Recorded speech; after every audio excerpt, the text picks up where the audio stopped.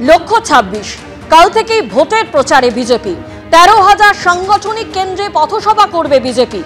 আরো বিস্তারিত জানতে কথা বলবো আমাদের প্রতিনিধি শিবাশিস মৌলিক আমাদের সঙ্গে রয়েছেন। শিবাশিস, ঠিকই কি কর্মসূচি নেওয়া হয়েছে বিজেপির তরফে?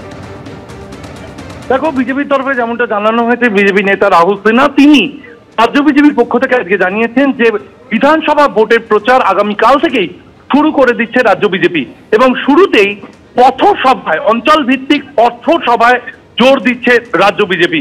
সেক্ষেত্রে 5-6টি বুথ নিয়ে সাংগঠনিকভাবে শক্তি কেন্দ্র গঠন করা হবে এবং 13,000 শক্তি কেন্দ্রে আগামী 41 দিনে সভা করার বা পথসভা করার পরিকল্পনা নিয়েছে বিজেপি এবং আগামীকালই বিকেল 5টা থেকে সন্ধ্যা 7টায় এই 2 ঘন্টার মধ্যে রাজ্য জুড়ে 1300 পথসভা একযোগে করার পরিকল্পনা রয়েছে রাজ্য বিজেপি। তারা ঘোষণা করেছেন আগামীকাল বিকেল 5টা থেকে সন্ধ্যা 7টার মধ্যে তারা 1300 পথসভা করবেন এবং আগামী 41 দিন যে সময়সীমা 15ই জানুয়ারির মধ্যে, 5ই ডিসেম্বর থেকে 15ই জানুয়ারির মধ্যে তারা রাজ্য জুড়ে 13,000 পথসভা করবেন।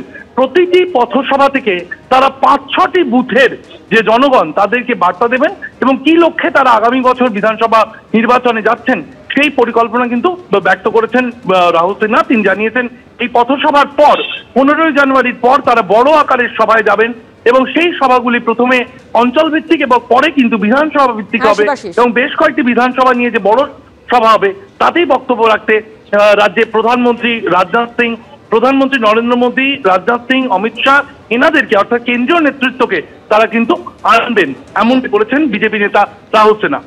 ধন্যবাদ।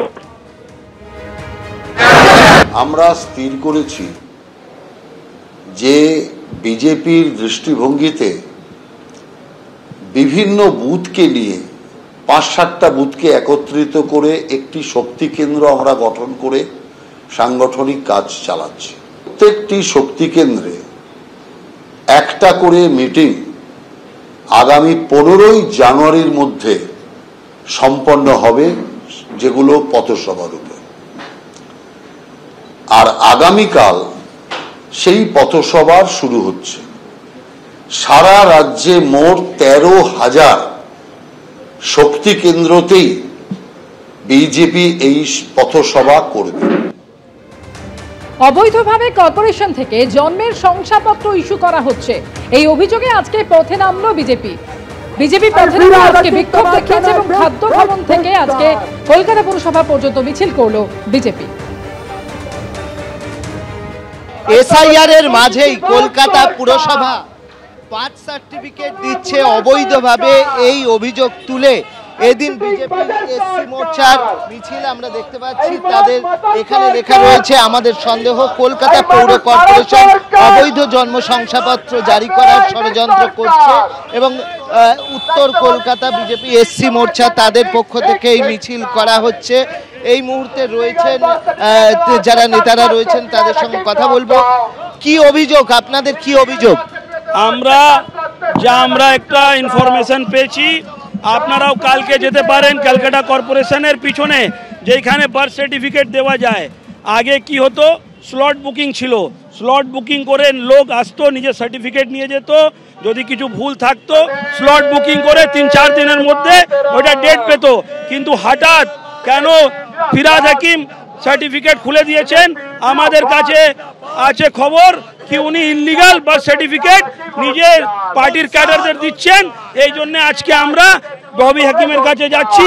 আমরা জানাতে চাই যদি উনি এটা করছেন তাহলে ওনাকে জবাব দিতে হবে। আমরা আগেও বলেছি, আমাদের লিডাররাও বলেছেন কি ইললিগাল সার্টিফিকেট দেওয়া হচ্ছে, নিশ্চয়ই আমাদের কাছে ইনপুট আছে। যদি এরকম হয়ে থাকে আজকে আমরা ঘেরাও করেছি, এরপরে আমরা হাইকোর্টে গিয়ে সব দুর্নীতিবাজকে আমরা কোর্টে টেনে আনবো, চাই ববি হাকিম হোক চাই মমতা ব্যানার্জি হোক।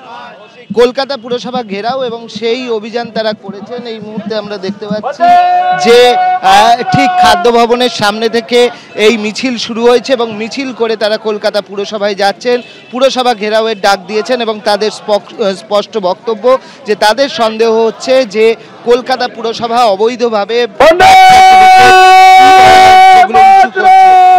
ক্যামেরায় প্রতীক রায়ের সঙ্গে অর্ণব মুখোপাধ্যায়, আনন্দ, কলকাতা। এদিকে ইতিমধ্যে প্রশ্নের মুখে এসএসসির পরীক্ষা বিধি, আর সেই পরীক্ষা বিধিতে অভিজ্ঞতার জন্য বরাদ্দ হওয়া 10 নম্বর বাতিল সহ একাধিক দাবিতে ফের রাজপথে এসএসসির নতুন চাকরি প্রার্থীরা। 1 লক্ষ শূন্য পদের দাবিতে এবং স্বচ্ছতা বজায় রাখতে ওএমআর সামনে আনার দাবি জানিয়ে আজ মিছিল করল নতুন চাকরি প্রার্থীরা। বিধানসভা অভিযান শুরু করেও পুলিশের বাধায় তাদের মিছিল মাঝপথেই আটকে যায়। আমরা 10 বছর ধরে বসে আছি, বাড়িতে বসে আছি, আমাদের কোনো কর্ম নেই। আজকে মাননীয় বলছেন যে আমরা 40% বেকারত্ব কমিয়ে দিয়েছি, তাহলে আমরা কারা? 3.5 লক্ষ ফ্রেশার্স পরীক্ষা দিয়েছে, তাহলে তারা কারা? তাহলে আপনারা বলুন 40% বেকারত্ব কোথা থেকে কমেছে? আখড়া হচ্ছে এই ওএমআর বা প্রত্যেকের ওএমআর পাবলিশ করতে হবে। যতক্ষণ পর্যন্ত আমাদের এই 3 দফা দাবি মেনে না নেওয়া হবে, আমরা আগেও রাস্তায় নেমেছি, আজকেও রাস্তায় নেমেছি, আগামীতেও রাস্তায় নামবো। মিছিল যদি আটকে দেয়, আমাদের যে দাবি সেটা শিক্ষামন্ত্রী অথবা মুখ্যমন্ত্রীর কাছে আমরা পৌঁছাবো। মুখ্যমন্ত্রী যেহেতু কলকাতায় নেই, সেই জন্য আমাদের দাবি নিয়ে আমরা শিক্ষামন্ত্রীর কাছে যাচ্ছি। দেখুন, আমরা দেখা করবে না এটা কোনোদিন হয় না। আজকে যদি কোনো কারণে দেখা না করে, আমাদের এখানে যে অবস্থান বিক্ষোভ এটা সারা রাত অবধি চলবে। এবং প্রতিনিয়ত 4টা যে দাবি ছিল, 1 লক্ষ সিট সংখ্যা করতে হবে, 10 নম্বর আগে দেওয়া যাবে না সহ এরকম আরও কিছু দাবি আছে। চাকরিটা ফ্রেশারদের দিতে চাইনি, তারা চোরদের চাকরি দিতে চেয়েছিল। দিদি প্রতিশ্রুতি দিয়েছিলেন ডাবল চাকরির কথা, ডাবল চাকরি দেবেন, কি ডাবল চাকরিটা চুরি করে নেওয়া হয়েছে দাদা। প্রাথমিকে 32,000-এর চাকরি ইতিমধ্যেই বহাল রেখেছে হাইকোর্ট এবং সেই রায়ের 24 ঘন্টার মধ্যেই এবার উচ্চ প্রাথমিকে অতিরিক্ত শূন্যপদ নিয়ে ধাক্কা খেল রাজ্য সরকার। ইতিমধ্যেই 1600 অতিরিক্ত শূন্যপদ বাতিল করার নির্দেশ দিল কলকাতা হাইকোর্ট এবং প্যানেলের মেয়াদ উত্তীর্ণ হওয়ার পর অতিরিক্ত শূন্যপদ তৈরির অভিযোগ, অতিরিক্ত শূন্যপদে কোনো নিয়োগ নয় এমনই জানিয়ে দিল আদালত। কর্মশিক্ষা ও শারীরশিক্ষার অতিরিক্ত শূন্যপদ বাতিল করলেন বিচারপতি বিশ্বজিৎ বসু। নিয়োগপত্রে সুপারিশ পাওয়ার পরেও চাকরিহারা পরীক্ষার্থীরা উচ্চতর আদালতে যাব, রায়ের পরে এমনই প্রতিক্রিয়া চাকরি প্রার্থীদের।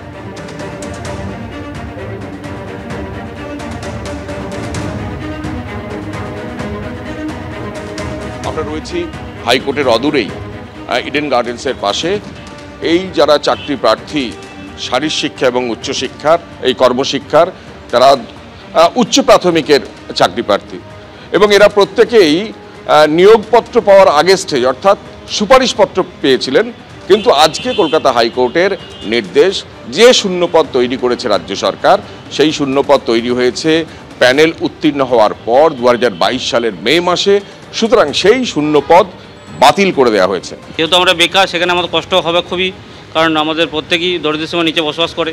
কারণ যারা প্যানেলের মধ্যে আছে বেশিরভাগ বাঁকুড়া, পুরুলিয়া বা আমাদের বিভিন্ন জেলাগুলো আশেপাশে যারা রয়েছে, সাধারণত যে দেখতে পাচ্ছি সবাই কিন্তু দরিদ্র সীমার নিচে অবস্থা বসবাস করে। সেক্ষেত্রে প্রত্যেকেরই এই লড়াইটা জারি করা খুবই কষ্টকর, কারণ এখানে অর্থ ছাড়া তো লড়াই করা সম্ভব হয় না। জাজমেন্টে আমরা আশ্বস্ত নই, এটা বাতিল বলে আমরা এখনও মানছি না মন থেকে।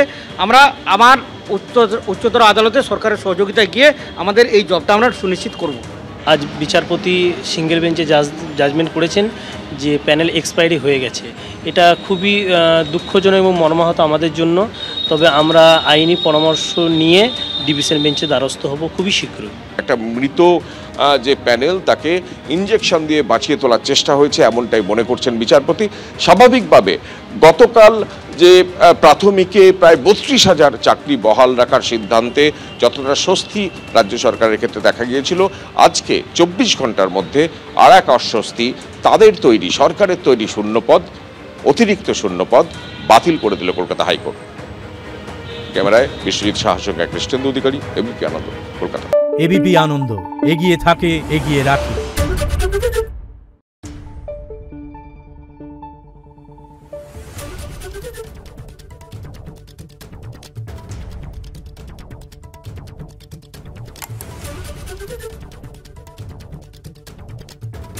Thank you.